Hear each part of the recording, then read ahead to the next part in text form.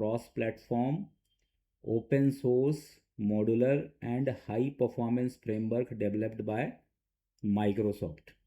तो dot net 5.0 के बाद पूरा का पूरा जो माइक्रोसॉफ्ट का जो फ्रेमवर्क है वो डॉट नेट कोर में कन्वर्ट हो चुका है। मतलब 5.0 के बाद जितने भी फ्रेमवर्क रिलीज हुए हैं वो सब के सब डॉट नेट कोर फ्रेमवर्क ही हैं।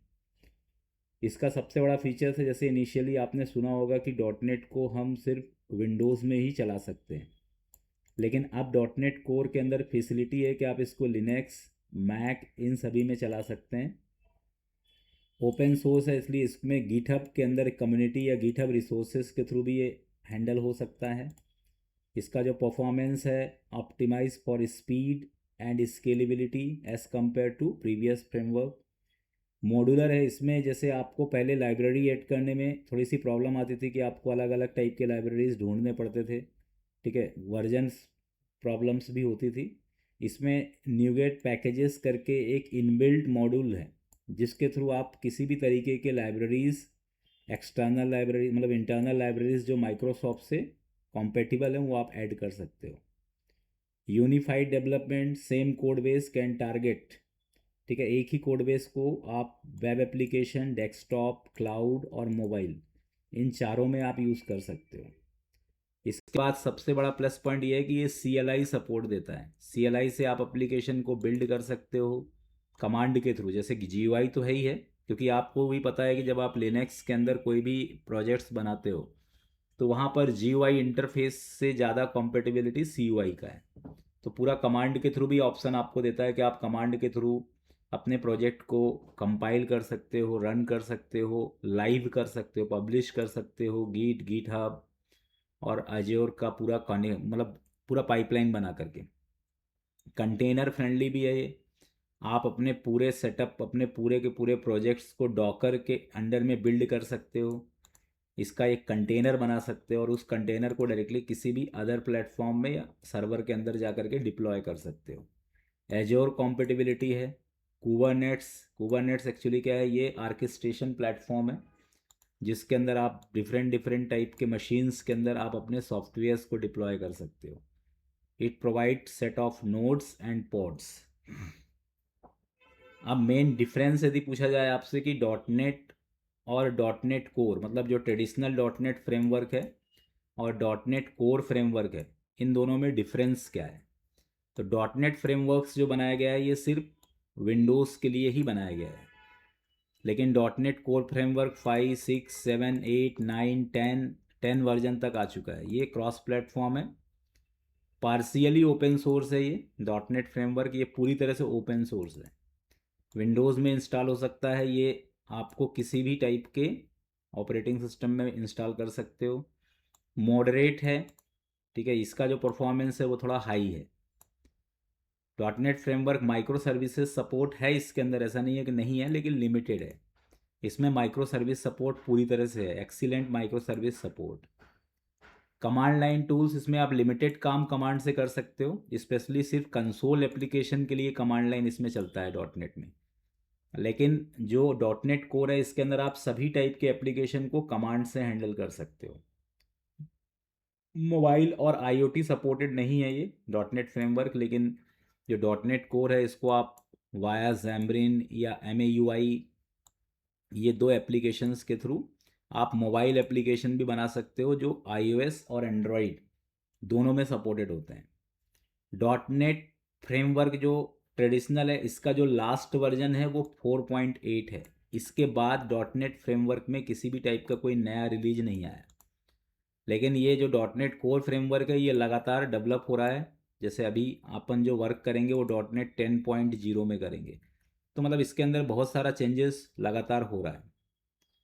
तो today dot net core has evolved into unified dot net since dot net 5, ठीक है। तो डॉट नेट कोर मतलब एक तरह से देखा जाए तो कि यूनिफाइड डॉट नेट हो चुका है, और आप क्लियरली से कह सकते हो कि dot net cross platform run time है, ठीक है। और ये डॉट नेट फ्रेमवर्क के बाद इंट्रोड्यूस हुआ है, मतलब अब जितना भी माइक्रोसॉफ्ट के अंदर कुछ नया यदि आ रहा है तो वो डॉट नेट नॉर्मल में नहीं आ रहा है, डॉट नेट कोर में आ रहा है। इसलिए इंडस्ट्री पूरी तरह से स्विच हो रही है डॉट नेट कोर में। आर्किटेक्चर क्या है इसमें, आप जिस लेयर में काम करते हो उस लेयर को एप्लीकेशन लेयर बोलते हैं। ये एक यूजर लेयर बोल सकते हो, या जो भी पर्टिकुलर आपका एप्लीकेशन का टॉप लेयर है। इसके जस्ट नीचे वाला लेयर में होता है डॉट नेट के कोर लाइब्रेरीज, जिसमें base class libraries, name spaces, ये सभी चीज़ें डॉट नेट कोर लाइब्रेरीज में होते हैं। कोर लाइब्रेरीज के जस्ट नीचे एक कोर रन टाइम होता है, ठीक है, जो मैंने आपको डॉट नेट में समझाया था, जिसको हम बोलते हैं CLR, common language run time. तो इसका नाम इसने चेंज कर दिया, नॉर्मल CLR, और इसमें कोर CLR है। कोर CLR के फीचर्स लगभग लगभग ऑलमोस्ट सिमिलर ही हैं। इसमें भी जस्ट इन टाइम कंपाइलर होता है, गार्बेज कलेक्टर होता है, ये सभी फीचर्स जो डॉट नेट फ्रेमवर्क में है वो तो है ही है। ऑपरेटिंग सिस्टम प्लेटफॉर्म, ये जो कोर CLR होता है, ये किसी भी प्लेटफॉर्म के अंदर आप इसको मैनेज कर सकते हो। तो ये इसका पूरा एक आर्किटेक्चर, लेयर्ड आर्किटेक्चर है। Application layer, dot net core libraries, core run time and operating system. executes your application, handles memory management, git compilation and garbage collection। core fx, इसको core fx बोलते हैं, पूछा भी जाता है what is core fx। core fx मतलब base class library, जिसमें APIs like collections, input output, Jason, link Q, threading, जितने भी नेम स्पेस होते हैं वो core fx के अंदर होते हैं। ASP.NET कोर, ये .NET कोर पर मतलब ये टॉप लाइब्रेरीज है, ठीक है। ये एक टाइप का एप्लीकेशन है, इससे आप web application, MVC application, blazer application, APIs, ये सभी बना सकते हो। तो जैसे हमें जो फुल स्टैक में मोस्ट ऑफ द केसेस में APIs पे हमें काम करना होगा, वेब APIs पे काम करना होगा, लेकिन हम थोड़ा बहुत MVC एप्लीकेशन भी देखेंगे, लेकिन हमारा जो स्पेशलाइजेशन है वो वेब API का है, क्योंकि आपका जो फ्रंट एंड है वो रिएक्ट या एंगुलर में होगा, और आप अपना पूरा का पूरा जो बैकएंड बनाओगे वो APIs के हेल्प से बनाओगे। इसमें ब्लेजर एप्लीकेशन भी होता है, ये डॉट नेट का खुद का फ्रंट एंड है। जैसे हम रिएक्ट या एंगुलर यूज़ कर रहे हैं, ये थर्ड पार्टी है, लेकिन यदि आप माइक्रोसॉफ्ट का ही फ्रंट एंड यूज़ करना चाहते हो तो वो आप ब्लेजर ऐप्स भी बना सकते हो। Cross platform operating system layer है, प्लेटफॉर्म एब्स्ट्रैक्शन है that makes it run anywhere. मतलब इसमें पूरा का पूरा जो हमारा सेटअप है वो किसी भी प्लेटफॉर्म के अंदर आप इसको चला सकते हो। ASP.NET MVC, जब आप अभी प्रोजेक्ट आप डेवलप करोगे तो इसके अंदर आपको model view controller MVC design pattern को ये फॉलो करता है। तो जब आप ब्राउजर्स पे सबसे पहले अपने URL को हिट करते हो तो पहले सबसे फर्स्ट जो लेयर है वो कंट्रोलर लेयर होता है। कंट्रोलर लेयर के बाद आपका व्यू लेयर कॉल होगा। व्यू लेयर मतलब जो आपका डिजाइनिंग वाला पार्ट होता है। और आप यदि डेटाबेस कनेक्टिविटी करते हो, मतलब यदि आप चाहते हो कि आपको ब्राउज़र पे हिट करने पे कोई डायनेमिक डेटा भी डिस्प्ले हो, तो फिर आपको अपने कंट्रोलर से मॉडल को भी कनेक्ट करना होगा, और मॉडल डेटाबेस से डील करता है, मतलब डेटाबेस से कम्युनिकेशन करने का पूरा काम मॉडल लेयर का होता है। Represents business logics and data, मतलब इसमें मेनली डेटा के लिए होता है ये। आप छोटे मोटे लॉजिक्स भी आप लिख सकते हो, लेकिन वो भी डेटाबेस से रिलेटेड, कुछ वैलिडेशंस लगाना है, कुछ एनोटेशंस देना है, वो काम आप मॉडल्स में कर सकते हो। हालांकि मॉडल्स के अंदर अपन एंटिटी फ्रेमवर्क यूज़ करते हैं, और एंटिटी फ्रेमवर्क अपने आप में बहुत सारे सर्विस मेथड खुद ही कंटेन करके आपको देता है। यूजुअली इंट्रैक्ट, इसका मेन काम डेटाबेस को इंट्रैक्शन है बाया एंटिटी फ्रेमवर्क। एंटिटी फ्रेमवर्क एक एडिशनल फ्रेमवर्क होता है, माइक्रोसॉफ्ट .NET कोर फ्रेमवर्क के साथ ये इनबिल्ट कर सकते हो आप इसको, और इसके थ्रू डेटाबेस कम्युनिकेशन कर सकते हो। व्यू जो आप बनाते हो इसके लिए आपको HTML और रेजर सिंटेक्स, रेजर HTML बोलते हैं इसको। रेजर HTML हमारे जो नॉर्मल HTML होता है उससे थोड़ा डिफरेंट होता है, क्योंकि हमारा जो नॉर्मल HTML होता है उसके अंदर हम सिर्फ HTML, CSS और जावा स्क्रिप्ट लिख सकते हैं, पर रेजर HTML में आप C# का कोड भी लिख सकते हो। डिस्प्लेस, और इसका मेन काम है कि जो भी कंट्रोलर के अंदर डेटा आप डिफाइन करोगे उसको ये डिस्प्ले करेगा। कंट्रोलर्स का काम क्या होता है? Handle user request, calls the model and pass data to the view. ASP.NET MVC में पूरा एक पाइपलाइन चलता है। पाइपलाइन इन द सेंस कि सबसे पहले आप रिक्वेस्ट करते हो, जैसे आप रिक्वेस्ट करते हो तो ये राउटिंग टेबल पे जाता है। राउटिंग टेबल में सेट ऑफ पाथ्स होते हैं। इसके बाद कंट्रोलर राउटिंग टेबल्स के करस्पॉन्डिंग जो भी कंट्रोलर आप यहाँ पे डिफाइन करोगे वो कंट्रोलर आपका एक्शन एग्जीक्यूट करेगा। कंट्रोलर के अंदर जो एक्शन मेथड होते हैं वो एग्जीक्यूट होंगे। यदि आपने कंट्रोलर में मॉडल से इंटरेक्शन कर रखा है तो वो मॉडल के पास जाएगा। यदि मॉडल के बाद आपका 4th नंबर पे व्यू होगा, और व्यू रेंडर होने के बाद जो भी आपका आउटकम आएगा वो एज अ रिस्पॉन्स ऑब्जेक्ट आएगा और आपके ब्राउजर पे डिस्प्ले होगा। तो इस पाइपलाइन को ये पूरी तरह से फॉलो करता है। ASP.NET MVC का आर्किटेक्चर है। ASP.NET Core MVC is the modern and improved version of traditional ASP.NET MVC.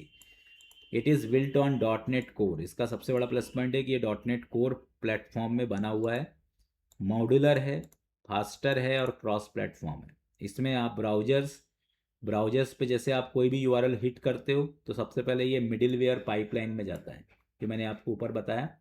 ठीक है, रिक्वेस्ट जैसे आपका जाएगा तो ये मतलब जो राउटिंग है वो भी एक पाइपलाइन है। इसमें हर चीज़ पाइपलाइन के फॉर्म में हो गए। मतलब पाइपलाइन मतलब अलग अलग टाइप के मिडिलवेयर का आपस में क्या होता है, कनेक्शन होता है, कि पहले ये चलेगा, फिर इसके बाद ये चलेगा, फिर इसके बाद ये चलेगा। इसके बाद सबसे फर्स्ट जो आपका पाइपलाइन है दैट इज रूटिंग। मतलब पूरे पाइपलाइन चलने के बाद सबसे लास्ट में सबसे लास्ट में ये राउटिंग के पास जाता है, और राउटिंग के अंदर कंट्रोलर, मॉडल, डेटाबेस, इनके बीच में कम्युनिकेशन होता है। और जो भी आपका कंट्रोलर रिटर्न करता है, चाहे वो जेसन रिटर्न करे, व्यू रिटर्न करे, टेक्स्ट रिटर्न करे, वो एज अ रिस्पॉन्स ऑब्जेक्ट आपको ब्राउजर पे दिखता है। तो ये पूरा इसका प्रोसेस है। ASP.NET कोर MVC में कौन कौन से कंपोनेंट्स होते हैं, जैसे ये आपको ASP.NET MVC में नहीं मिलेंगे, नॉर्मल ASP.NET में नहीं मिलेंगे। जैसे इसमें एक नया कंपोनेंट इवाल्व हुआ है जिसका नाम है मिडिलवेयर। मिडिलवेयर मतलब होता है एक तरह से series of components that handled HTTP request and response. तो जब आप किसी भी ब्राउजर से रिक्वेस्ट करते हो तो सबसे पहले वो मिडिलवेयर के पास ही आता है। मिडिलवेयर के अंदर पूरा एक पाइपलाइन होता है जिससे बहुत सारे अदर मिडिलवेयर कनेक्टेड होते हैं, और फाइनली आपको रिस्पॉन्स मिलता है। राउटिंग ये एक तरह से देखा जाए तो पाथ के लिए होता है, कि आपको जिस भी कंट्रोलर को सबसे पहले हिट करना है उसको आपको राउटिंग के अंदर जा कर के इनरोल करना होगा। Controllers already discuss, process the request and return A view, models, views. इसके बाद इसमें डिपेंडेंसी इंजेक्शन भी होता है, वो भी हम डिस्कस करेंगे। ठीक है, ये इनबिल्ट फीचर होता है डॉट नेट कोर के अंदर, जिसके थ्रू आप किसी भी अदर क्लासेस को आप कंट्रोलर के अंदर एसोसिएट कर सकते हो, इंजेक्ट कर सकते हो, और उसके अंदर के फीचर्स को कंट्रोलर में अटैच कर सकते हो। कॉन्फ़िगरेशन एंड लॉगिंग, इसके अंदर app setting dot JSON file होता है। जैसे आप ASP.NET MVC में वेब डॉट कन्फिग फाइल होती है, तो इसके अंदर कोई वेब डॉट कन्फिग फाइल नहीं मिलेगी। इसके अंदर आपको app settings dot JSON file मिलेगी, जिसके अंदर कनेक्शन स्ट्रिंग हो गया, कोई ग्लोबल वेरिएबल हो गया, ये सब चीज़ें आप लिख सकते हो। एंड आई लॉगर, जहाँ पर आपके पूरे लॉग की इंफॉर्मेशन होती है। तो ये सभी ASP.NET Core MVC के कंपोनेंट्स होते हैं। तो ASP.NET Core MVC का रिक्वेस्ट फ्लो क्या है? सबसे पहले ब्राउजर से रिक्वेस्ट भेजेंगे। हमारे पास जो इनबिल्ट सर्वर होता है ASP.NET Core MVC में, उसका नाम है केस्ट्रल। जैसे अभी तक आपने देखा होगा कि .NET के साथ IIS सर्वर यूज होता था, पर .NET कोर ने एक और सर्वर क्रिएट किया है जिसका नाम है केस्ट्रल। केस्ट्रल को बोलते हैं लोकल, एक तरह से लोकल IIS के जैसा ही है। मिडिलवेयर, जैसे सर्वर के पास आप रिक्वेस्ट जाएगी, सर्वर में सबसे पहला जो कंपोनेंट होता है वो मिडिलवेयर पाइपलाइन। इसमें ऑथेंटिकेशन, राउटिंग, स्टैटिक फाइल, सभी चीज़ें इसमें अटैच्ड होती है। इसके बाद राउटिंग में जाएगा, कंट्रोलर के एक्शन मेथड में जाएगा, यदि आपने मॉडल ले रखा है तो मॉडल में जाएगा, व्यू इंजन, रेजर यदि आपने यूज़ किया है तो, और इसके बाद ये रिस्पॉन्स आपको ब्राउजर पे दिख जाएगा। तो ये पूरा का पूरा एक स्ट्रक्चर है। अभी हम जब प्रोजेक्ट्स बनाएंगे तो ASP.NET Core MVC में आपको कंट्रोलर्स, मॉडल्स, व्यूज़ ऐसे फोल्डर्स मिलेंगे। www रूट फोल्डर मिलेगा जिसका काम है स्टैटिक फाइल्स, CSS, इमेजेस, इन सभी को कंटेन करना। ठीक है, तो जैसे हम यहाँ पे जाते हैं, प्रोजेक्ट्स है हमारा, सॉरी विजुअल स्टूडियो है, इसमें क्रिएट ए न्यू प्रोजेक्ट में जाएंगे। जैसे हम क्रिएट ए न्यू प्रोजेक्ट्स करेंगे,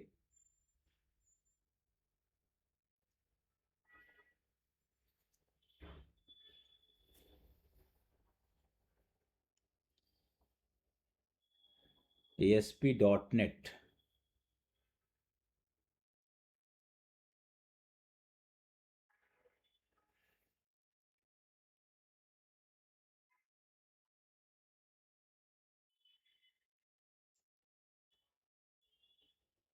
ये वाला लेना है आपको, ASP.NET कोर वेब ऐप। ठीक है, इसमें आपको नेक्स्ट करना है। इसमें आपको ध्यान रखना, जब आप ASP.NET कोर वेब ऐप वही वाला लेना है जिसमें मॉडल व्यू कंट्रोलर हो, मतलब डिजाइन पैटर्न पहले से रेडी है। यहाँ पर आप एप्लीकेशन का नाम दे सकते हो, ASP.NEट ये माय प्रैक्टिस, इसका नाम याद रखना, माय प्रैक्टिस वेब एप्लीकेशन।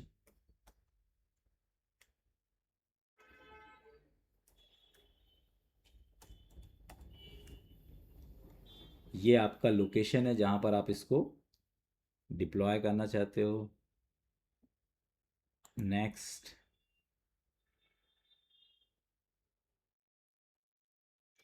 ये इसका फ्रेमवर्क है। इसमें 8, 9, 10 तीनों फ्रेमवर्क दिख रहे हैं आपको। अभी हम 10.0 में जाते हैं, HTTPS, और इसके बाद इसको आप क्रिएट कर दो।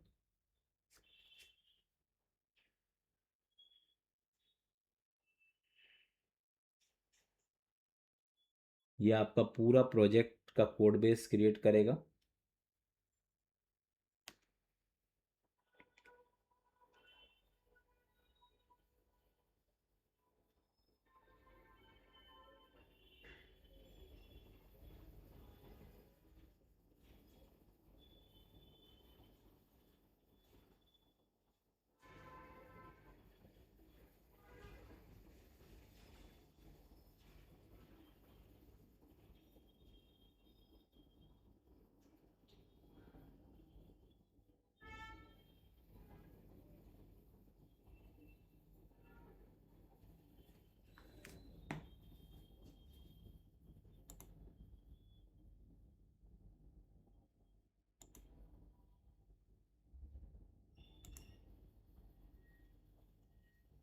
View solution explorer, controllers, models and views.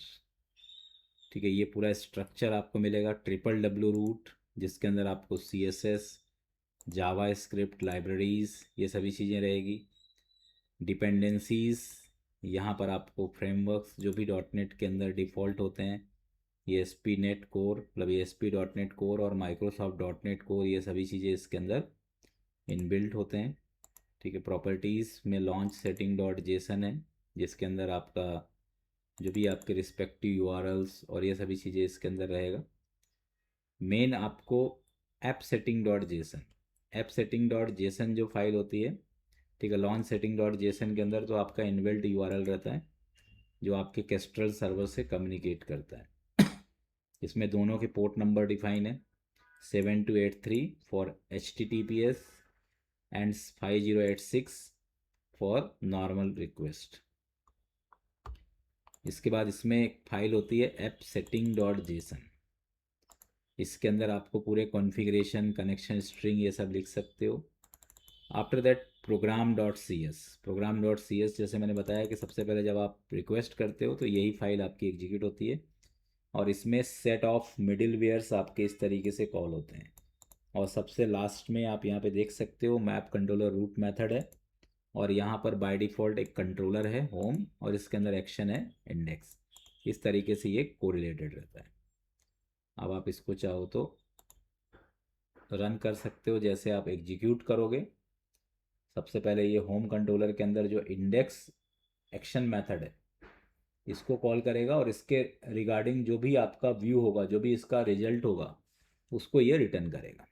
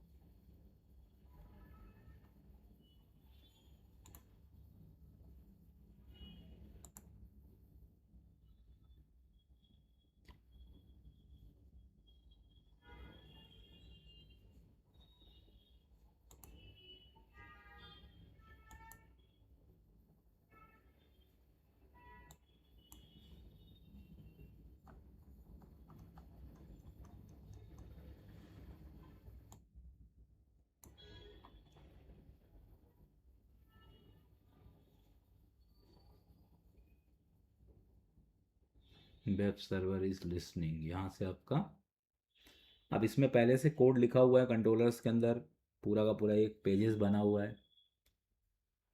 Controllers by default कौन सा है, होम कंट्रोलर है, और इसके अंदर इंडेक्स मेथड। आप चाहो तो कंट्रोलर्स के कोड को भी देख सकते हो। तो ये सर इसलिए मैं, रन होने हेलो, हाँ जी बताइए। रन होने में बहुत टाइम लग रहा है।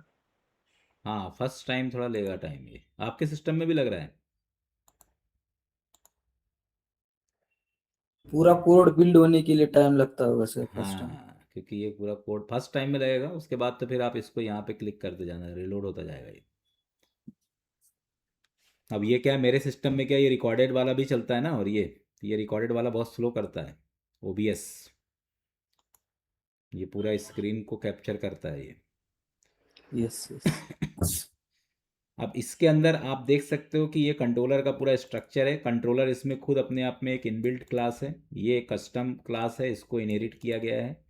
और ये पब्लिक आई एक्शन रिजल्ट एक्चुअली क्या है, ये पर्टिकुलर एक इंटरफेस है, और इसके अंदर ये मेथड है। ठीक है, तो जैसे मैंने आपको बताया कि प्रोग्राम डॉट सी एस के अंदर आप देख सकते हो कि इसके अंदर हमने कंट्रोलर में होम और एक्शन में इंडेक्स कॉल किया। यदि आप अपना खुद का कोई कंट्रोलर बनाते हो तो फिर आपको अपने कंट्रोलर का नाम यहाँ पे देना होगा, क्योंकि वेब एप्लीकेशन में जो स्टार्टअप या लैंडिंग पेज तो एक ही होता है। तो जो भी आपका लैंडिंग पेज है, जो भी आपका फ्रंट पेज है, उसी को आपको मैनेज करना है। तो यहाँ पर आप डायरेक्टली किसी पेज को एक्सेस नहीं कर पा रहे हो। ठीक है, एमवीसी डिजाइन पैटर्न का यही फ़ायदा है कि जैसे क्या है कि जैसे नॉर्मल प्रोजेक्ट के अंदर आप सीधे पेज को ओपन करते हो। आप कोई वेबसाइट देखा होगा आपने, सीधे index dot H T M L, about dot H T M L, तो फाइल डायरेक्टली आप किसके पास जाते हो, फाइल पे। पर यहाँ पे सिक्योरिटी बेटर है, क्योंकि आपको डायरेक्टली फाइल के पास नहीं जाना है। यहाँ पर पहले एक क्लास है कंट्रोलर, और उस क्लास के अंडर में आपका फाइल लोड हो रहा है। तो इससे क्या होगा कि इससे आपका पर्टिकुलर, जैसे कोई भी फाइल का डायरेक्ट एक्सेस यदि अपन बंद करते हैं तो उसमें एक सिक्योरिटी तो ऑटोमेटिकली मैनेज हो जाती है। तो ये एक बेटर रिजल्ट आपको, बेटर सिक्योर रिजल्ट आपको, ऑप्टिमाइज रिजल्ट आपको प्रोवाइड करता है। सर अब एक क्वेश्चन है सर। हम्म, जो एमवीसी था ना, एमवीसी में ओनली एक्शन रिजल्ट आता था, और इसमें आई एक्शन रिजल्ट, मतलब आई एक्शन रिजल्ट में क्या डिफरेंस है? हाँ, आई एक्शन रिजल्ट एक्चुअली क्या है, ये एक इंटरफेस है, और ये आपको डेटा एब्स्ट्रैक्शन लेयर प्रोवाइड करता है। ठीक है, तो इसका मतलब ये है कि जैसे आपको मैंने सी शार्प में सिखाया था कि आपके पास किसी भी कोड को करने के दो तरीके होते हैं। पहला तरीका तो ये होता है कि आप डायरेक्टली क्लास बना लो और डायरेक्ट मेथड बना लो। तो एक्शन रिजल्ट में डायरेक्टली आपका क्लास था और उस क्लास के अंदर डायरेक्ट मेथड था। यहाँ पर पहले क्या है, आपका एक इंटरफेस है, उस इंटरफेस के अंदर मेथड डिक्लेयर है, उसके बाद फिर क्या है, आपका क्लास है। तो इससे क्या होगा कि आपको एक डेटा अब्स्ट्रक्शन लेयर या एक्स्ट्रा लेयर सिक्योरिटी आपको क्या कर रहा है, ये प्रोवाइड कर रहा है। ये चीज़ है, लूज कपलिंग बिहेवियर बोलते हैं इससे। ठीक है, तो ये राइट राइट राइट। एक तरह से देखा जाए तो एमवीसी के अंदर का जो कोड ऑप्टिमाइजेशन या कोड सिक्योरिटी के लिए आई एक्शन रिजल्ट इंटरफेस को प्रीफर किया गया है। ठीक है, और मैंने जैसे बताया ओके। बताया भी था कि इसमें एसिंक्रोनस ऑपरेशंस भी आप कर सकते हो। जैसे आप इसमें एसिंक अवेट, जैसे अभी अपन डेटाबेस, जो भी मतलब लॉन्ग टर्म प्रोसेस होते हैं, जैसे अभी आप अपन तो नॉर्मल लॉजिक देख रहे हैं, लेकिन जैसे अपन डेटाबेस कनेक्शन करेंगे या फाइल हैंडलिंग करेंगे, तो वहाँ पर जहाँ पर भी लॉन्ग टर्म ऑपरेशंस होते हैं वहाँ पर अपन एसिंक्रोनस भी इसके अंदर यूज़ कर सकते हैं। तो आप सिंपल समझ सकते हो कि आई एक्शन रिजल्ट एक इंटरफेस है, एक्शन रिजल्ट एक एब्स्ट्रैक्ट क्लास है। Action result is abstract class, ये मेन इसके अंदर ओके स्ट्रक्चर वाइज डिफरेंस है। अब ओके सर। इसमें एक चीज़ खास बात ये भी है इसके अंदर, एक प्लस पॉइंट की, इसका जो स्ट्रक्चर है, जैसे आप यहाँ पे देख सकते हो व्यूज़। अभी तो मॉडल लेयर में कुछ भी नहीं बना है, क्योंकि इसमें कंट्रोलर और व्यू ही है। तो व्यूज़ नाम से एक फोल्डर होता है, और इसमें जिस नाम से आपका कंट्रोलर है, जैसे आपके कंट्रोलर का नाम यहाँ पे होम है, तो इसने होम नाम का अपने आप एक फोल्डर बना के रखा है। तो ये स्ट्रक्चर आपको भी फॉलो करना है कि जब भी आप कोई कंट्रोलर बनाओ, तो व्यूज़ के अंदर आपको जिस भी नाम से आप कंट्रोलर बनाओगे, उसके नाम से एक फोल्डर आपको बनाना होगा, और इस तरीके से आपको इसके अंदर एक फाइल मैनेज करनी होगी। ये index dot C S H T M L file है, दिस फाइल। और इसके अंदर एक ऑब्जेक्ट होता है व्यू डेटा।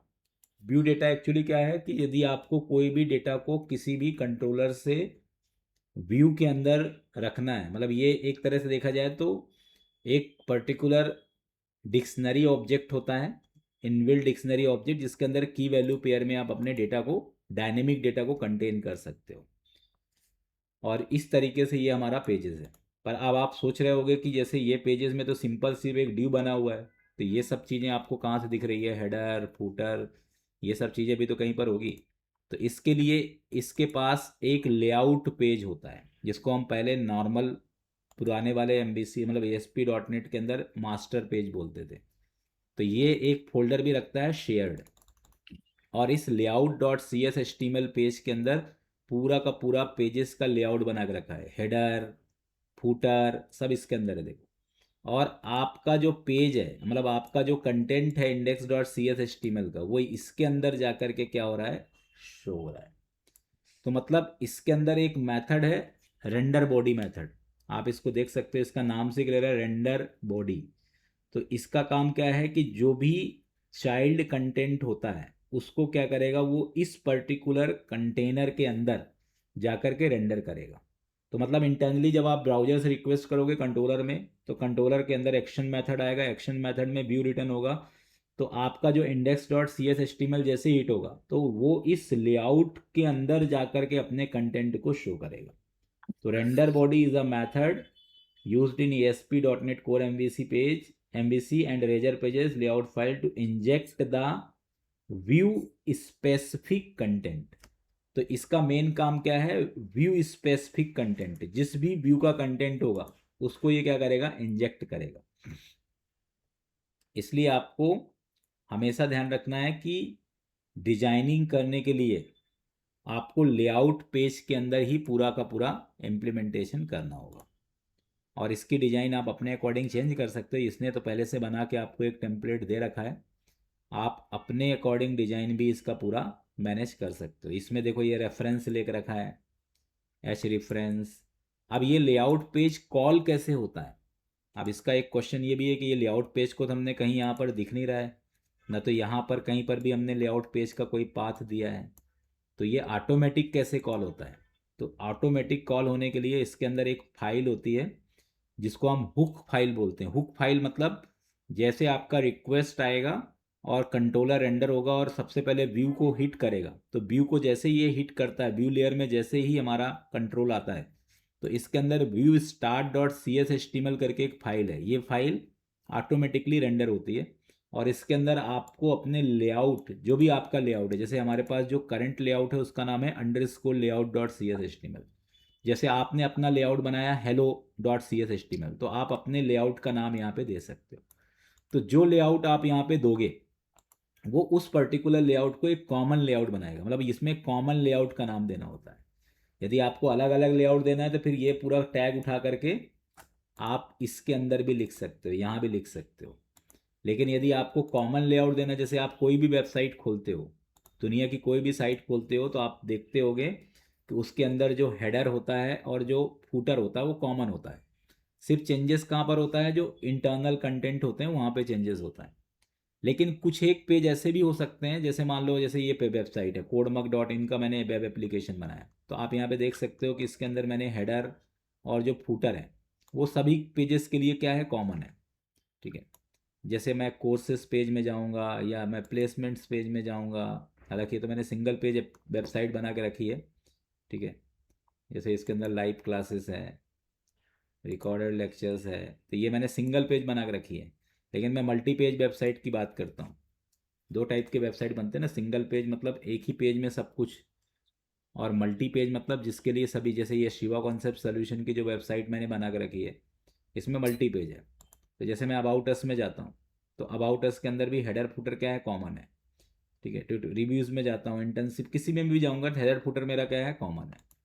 तो आप कोई भी कंटेंट के अंदर 90% पेजेस जो होते हैं उसके हेडर फुटर कॉमन होते हैं, सिर्फ 10% ऐसे पेज होते हैं जिनके हेडर फुटर अलग ही करना है आपको। तो उस केस में आपके पास दूसरा ऑप्शन भी है कि आप इस ब्लॉक को अपने पेजेस के अंदर भी डिफाइन कर सकते हो। तो इस तरीके से इसका पूरा का पूरा इम्प्लीमेंटेशन चलता है। ठीक है, तो मतलब आपको इसका पूरा फ्लो पहले एक बार क्लियर होना चाहिए, क्योंकि इसका फ्लो ट्रेडिशनल ASP.NET से पूरी तरह से अलग है। और ASP.NET MVC से तो मैचिंग है, ऐसा नहीं है कि ASP.NET MVC से पूरा अलग है, बाकी ASP.NET वेब फॉर्म से पूरा अलग है। और लेकिन ASP.NET MVC के अंदर भी कुछ चीज़ें इसने चेंज किया है। तो _vstart.cshtml एक स्पेशल कॉन्फ़िगरेशन फाइल है जिसका मेन काम क्या होता है, सेट्स डिफ़ॉल्ट लेआउट फाइल्स। जो भी आपको डिफ़ॉल्ट लेआउट फाइल्स सेट करना है वो आप यहाँ पे कर सकते हो। और ये इनबिल्ट फाइल है, मतलब ये ओवरराइड होता है। जैसे आप कोई भी व्यूज़ के अंदर जाते हो तो सबसे पहले ये फाइल ओवरराइड होती है और ऑटोमेटिकली इसके अंदर क्या है, कॉलिंग होती है। सर ये फाइल ASP.NBC में नहीं थी, ये हाँ, ये कोर में फाइल आया। वहाँ पे नहीं थी, ASP.MVC में ये हाँ। फाइल नहीं थी, ये इसमें नया है। ठीक है, वहाँ पर तो आपको मैनुअली ही करना पड़ता था। तो अब जैसे अपन अपना खुद का एक लेआउट बनाते हैं पहले, और अपना खुद का लेआउट बना करके अपना खुद का एक वेब पेज हम रेडी करते हैं। तो इसके लिए क्या करेंगे, सबसे पहले तो एक कंट्रोलर आप बना लो। जैसे मैंने यहाँ पे बना दिया ऐड कंट्रोलर। अभी मैं पूरा एम्प्टी कंट्रोलर लेता हूँ, MVC कंट्रोलर एम्प्टी। इसमें आपको ऐड करना है। बस ये ध्यान रखना है कि आपको कंट्रोलर्स फोल्डर के अंदर ही कंट्रोलर बनाना है। और यहाँ पे इसका नाम दे दिया मैंने गेस्ट कंट्रोलर। गेस्ट मतलब जो लॉगिन के पहले जो पेजेस आपको दिखाना है, बिफोर लॉगिन जो भी आपको दिखाना है। Guest controller I have created, कोई भी नाम आप दे सकते हो। जैसे मैंने कंट्रोलर बनाया, देखो ये पूरा इसका स्ट्रक्चर ऑटोमेटिकली आपको बना के दे दिया। अब नेक्स्ट क्या है, मेरे को मैं चाहूँ तो यहाँ पे राइट क्लिक करके भी व्यूज़ बना सकता हूँ, लेकिन मैं चाहता हूँ कि पहले मैं लेआउट बनाऊँगा, क्योंकि मुझे अपना खुद का CSS यूज़ करना है, अपना खुद का लेआउट यूज़ करना है। तो मैं शेयर्ड में जाऊँगा, ऐड में जाऊँगा, और यहाँ पे न्यू आइटम, यहाँ पे आप देख सकते हो रेजर लेआउट। तो यहाँ पर मैंने इस लेआउट का नाम दे दिया लेआउट गेस्ट डॉट CSHTML। इससे क्या होगा, ये मेरा पूरा एक लेआउट पेज बन गया। इसमें आप देख सकते हो इसमें पूरा HTML5 का सिंटेक्स है। ठीक है, हेड बॉडी, बस यहाँ पे क्या लगा हुआ है, render method.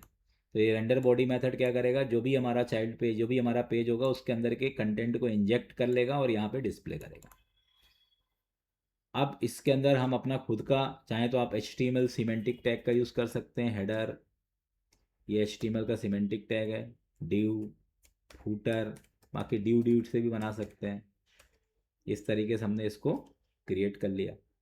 Boot strap use करना है, जिसके अंदर अब ये WWW रूट, इसके अंदर पहले से CSS बना है। अब मैं यहाँ पर अपना खुद का CSS बनाता हूँ। ऐड न्यू आइटम, यहाँ पे ऐड न्यू आइटम जा करके मैं यहाँ पे अपना खुद का CSS क्रिएट करूँगा।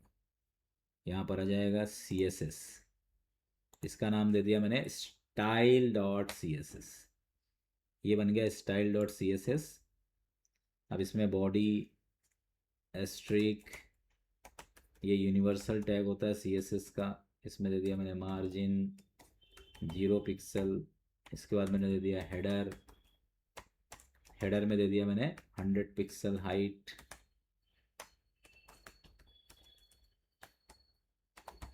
बैकग्राउंड कलर दे दिया मैंने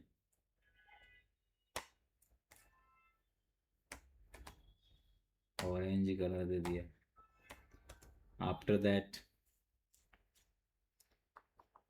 लेआउट गेस्ट के अंदर इधर क्या है, डिव के अंदर मैं एक क्लास ले लेता हूँ, क्लास मिडिल, यहाँ पे एक डॉट मिडिल करके एक कंटेंट कॉल कर देता हूँ, डॉट मिडिल। अभी मैं यहाँ पे हाइट फिक्स कर देता हूँ 500 पिक्सल। बैकग्राउंड कलर यहाँ पे दे देता हूँ मैं grey, light grey. After that footer दे देता हूँ मैं height 200 pixel. and background color orange.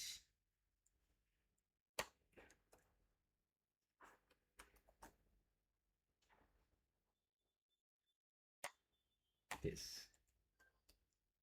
तो ऐसा मैंने पूरा अपना खुद का CSS बनाया और अब इस CSS को मैं यहाँ पे लिंक कर दूंगा। तो लिंक करने के लिए मैंने जस्ट ड्रैग किया और यहाँ पे ड्रॉप कर दिया। जैसे ड्रैग ड्रॉप का आप खुद से भी लिख सकते हो, लिंक टैग यहाँ पे यूज़ हो गया। इसका मतलब ये है कि मेरा लेआउट पेज क्या हो चुका है, क्रिएट हो चुका है। अब मेरे पास दो ऑप्शन है। मैं चाहता हूँ कि नहीं, मेरा डिफ़ॉल्ट लेआउट मेरा लेआउट ही रहेगा, ये वाला लेआउट नहीं रहेगा। तो मैं यहाँ पे व्यू स्टार्ट में जा कर के भी अपना खुद का लेआउट दे सकता हूँ। मैं चाहूँ तो मैं यहाँ पे दे दूँगा लेआउट गेस्ट। तो जो भी मेरा कंटेंट होगा अब वो लेआउट गेस्ट को फॉलो करेगा। अब आप चाहते हो नहीं, मैं चाहता हूँ कि लेआउट भी रहे, लेआउट गेस्ट भी रहे, मतलब मैंने जो कस्टम बनाया है उसके लिए लेआउट गेस्ट रहे। तो मैं इसको कंट्रोल जेड कर सकता हूँ और इसको उठा करके मैं अपने पेज में, जो भी पेज मैं बनाऊँगा उसके अंदर मैं इंटरनली भी इसको लिखूँगा, तो वो इसको ना लेकर के मेरा वाला पेज लेगा। ठीक है, मेरा वाला लेआउट लेगा। अभी तो मैं लेआउट गेस्ट कर रहा हूँ। इसके बाद अब मुझे क्या बनाना है, व्यूज़ बनाना है। तो मैं स्कैप फोल्डिंग से भी बना सकता हूँ, मैनुअली भी बना सकता हूँ। मैं राइट क्लिक करूँगा व्यूज़ के अंदर, ऐड करूँगा, यहाँ पर गया, यहाँ पे एक नया फोल्डर बनाऊँगा। अब इसके अंदर नेमिंग कन्वेंशन मैंने बताया था आपको, जिस नाम से कंट्रोलर है उस नाम से एक फोल्डर बनाओ। और इसके बाद इसके अंदर जो भी मैथड, जैसे इंडेक्स है तो आपको index.cshtml करके एक फाइल बनाओ। न्यू आइटम, इसमें रेजर व्यू एम्प्टी,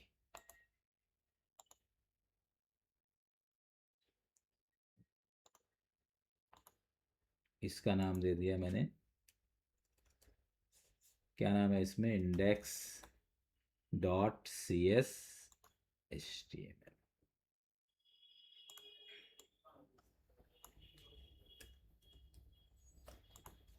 अब इसके अंदर मैं एक डिव ले लेता हूँ, H1 welcome in home page. ऐसा मैंने इसके अंदर कंटेंट दे दिया है। कोई सा भी कंटेंट आप इसके अंदर दे सकते हो।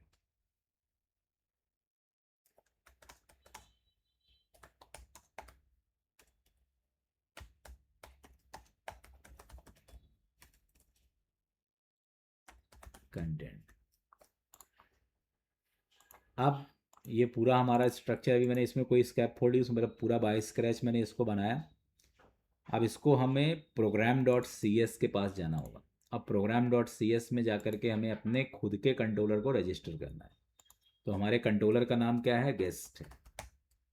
एक्शन का नाम क्या है, इंडेक्स है। बस अब इसको बिल्ड करना है।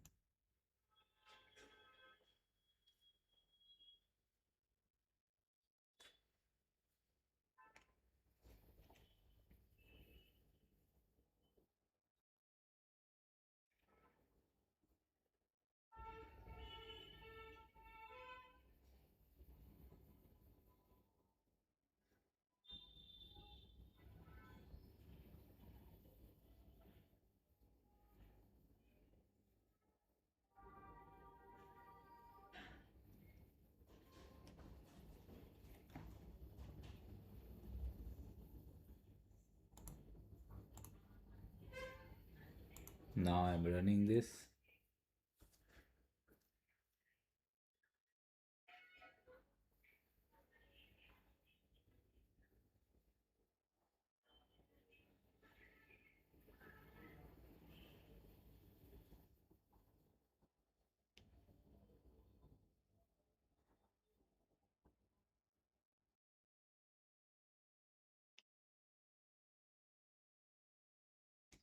तो ये पूरा पेज खुद का क्रिएट हो गया।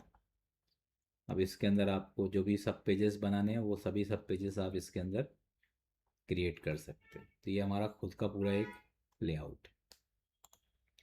अब इसमें जैसे अदर पेजेस बनाना है तो आप अदर पेजेस भी क्रिएट कर सकते हो। जैसे मैंने यहाँ पे दे दिया अबाउट अस,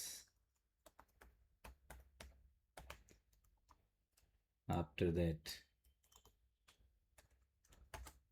सर्विसेज,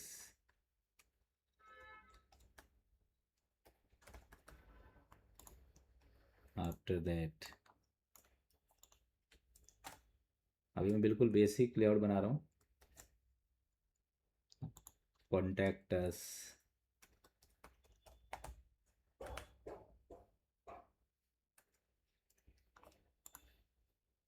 आउट ही कर दो इसको, ठीक है। तो यहाँ पे index, about, services, contact and another one is gallery.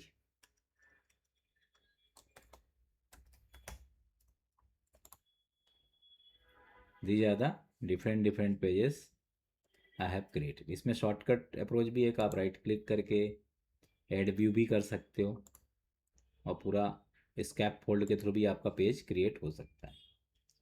और दूसरा ऑप्शन मैंने स्क्रैच का बताया ही आपको, ऐड न्यू आइटम। बस आपको ये ध्यान रखना है कि बाय डिफ़ॉल्ट मतलब आपको जो भी आपके कंट्रोलर के अंदर के मेथड का नाम है उसी नाम से आपको व्यू बनाना है। तो कुछ चीज़ें आपको ध्यान रखनी है।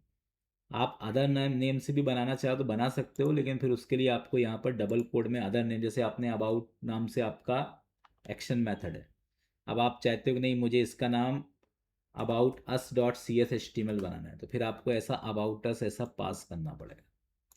और यदि आप कुछ भी पास नहीं करते हो तो इसका मतलब ये है कि बाय डिफ़ॉल्ट ये आपके व्यूज़ को about dot C S H T M L के फॉर्म में ही क्या करेगा, रेंडर करेगा। इसलिए आपको ये नेमिंग कन्वेंशन ध्यान रखना है। ऐसे नेक्स्ट बना दिया मैंने services, services dot C S H T M L. The next one is contact, add new item, and here I will create contact,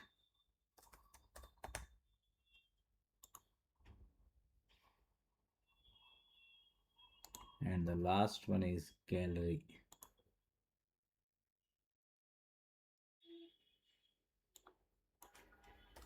Gallery dot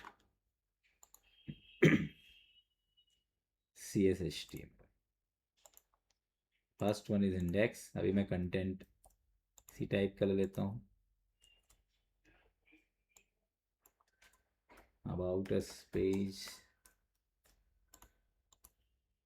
welcome in services page,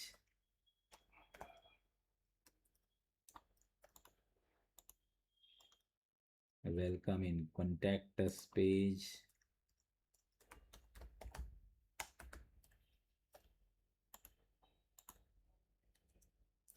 welcome in gallery page.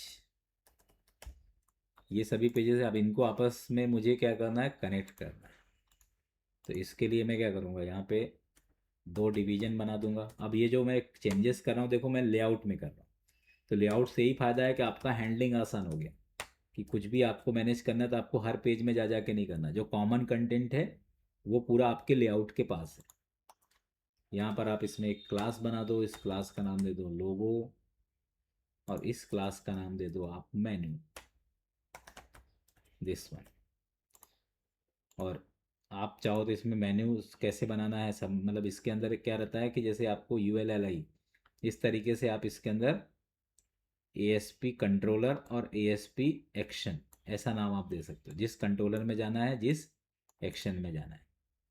तो ये भी अपन पूरा layout के अंदर ही manage करेंगे। Layout guest, ये पूरा आप इसके अंदर बना दो UL, ये पूरा HTML है, LI A। अब यहाँ पे H रेफरेंस लिखते थे, उसके जगह में अपन यहाँ पे लिख देंगे ASP कंट्रोलर। ये इसका इनबिल्ट एट्रीब्यूट है। कंट्रोलर का नाम हमारा क्या है, गेस्ट है, और एक्शन का नाम क्या है हमारे, ASP कंट्रोलर, फिर ASP कोलन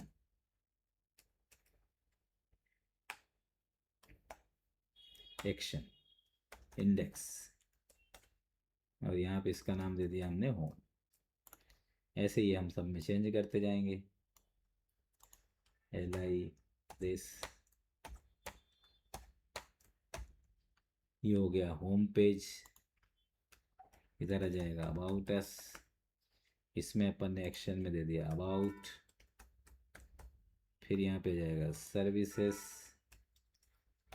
फिर हमने एक्शन में दे दिया यहाँ पे सर्विसेज। फिर इधर आ जाएगा गैलरी, ये कॉन्टैक्ट अस देना है तो कॉन्टैक्ट दे दो, हियर कॉन्टैक्ट, यहाँ पे कॉन्टैक्ट अस। ये तो अपना टेक्स्ट है, link text. And last one is gallery, here I will just right gallery.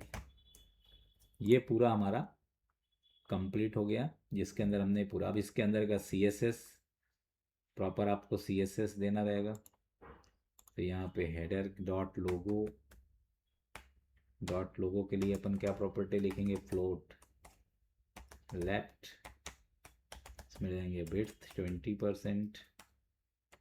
फिर यहाँ पे है डॉट मेन्यू, फ्लोट लेफ्ट मतलब लेफ्ट अलाइन होगा इसका। इधर दे दिया अपन ने फ्लोट राइट, विड्थ 80%, ये हो गया। अब इसके अंदर मेन्यू के अंदर क्या है, ULLI, LI में दे दिया अपन ने डिस्प्ले इनलाइन ब्लॉक। यहाँ पे मार्जिन दे दिया मार्जिन लेफ्ट, इसमें दे दिया अपन ने मार्जिन लेफ्ट 10 पिक्सल। इसके बाद आएगा अपना ए टैग, एंकर टैग के अंदर भी कुछ आपको यदि लिखना है तो डॉट मेन्यू ULLI A, यहाँ पे अपन दे देंगे colour white, font size 22 pixel. इस तरीके से हम इसको मैनेज कर सकते हैं।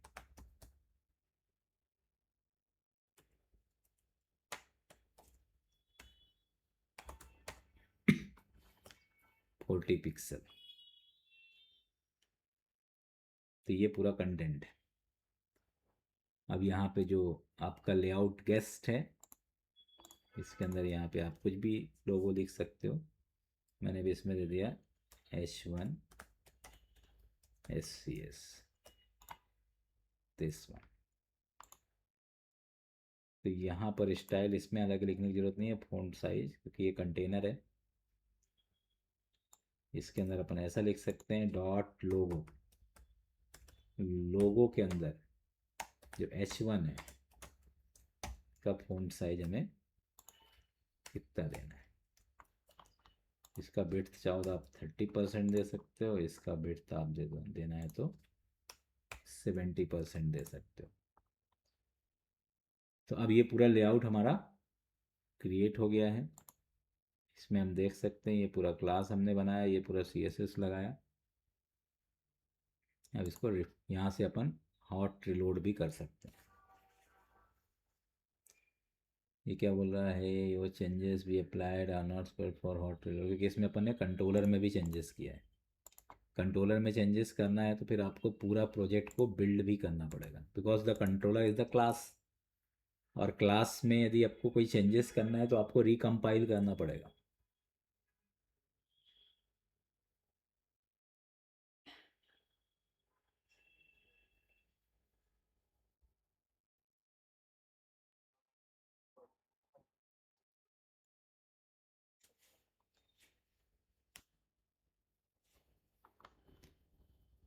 Now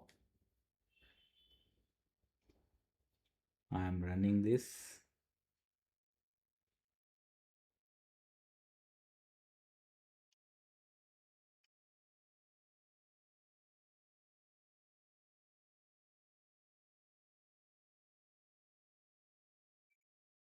तो ये आप देख सकते हो यहाँ पे पूरा पेजेस हमारा आ गया। अबाउट अस पे जैसे मैं क्लिक करूँगा तो ये अबाउट अस पेज आ गया। सर्विसेज पे क्लिक करूँगा, सर्विसेज पेज आ गया। कॉन्टैक्ट्स में क्लिक करूँगा, कॉन्टैक्ट्स पेज आ गया। गैलरी में क्लिक करूँगा, गैलरी पेज आ गया।